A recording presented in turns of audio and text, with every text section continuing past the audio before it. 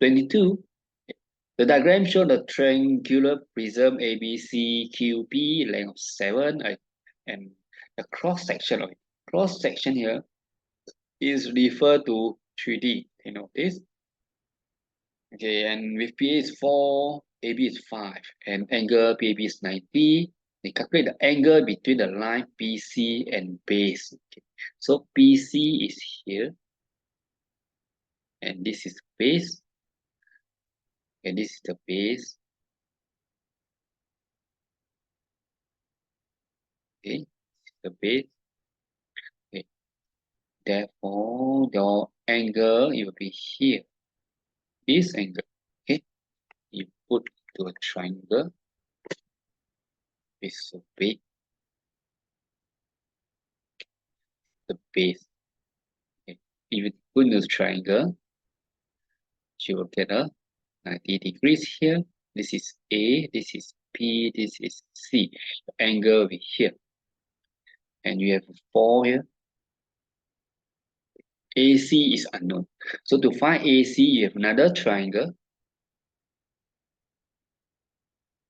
This is A, B, this is 5, this is 7, this is C. So this you will use a Pythagoras theorem, you get 5 square plus 7 square. Therefore, AC is here is 5 square plus 7 square. Right angle, find the angle, therefore you will use a trigonometry SOHCAHTOA.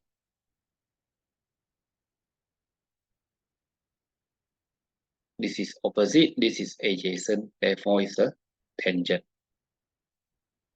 Okay, so tangent C should equal to opposite over adjacent. So opposite is 4, adjacent is square root of 5 square plus 7 square. So you want to calculate the angle, so C is equal to shift tangent of this. Calculate, you get 24.93 or 24.9, 1 decimal for angle. I hope this discussion along with the revision tips and answering strategies will help you in your exam preparation. If you find this video helpful, give it a thumbs up and don't forget to subscribe for more educational content.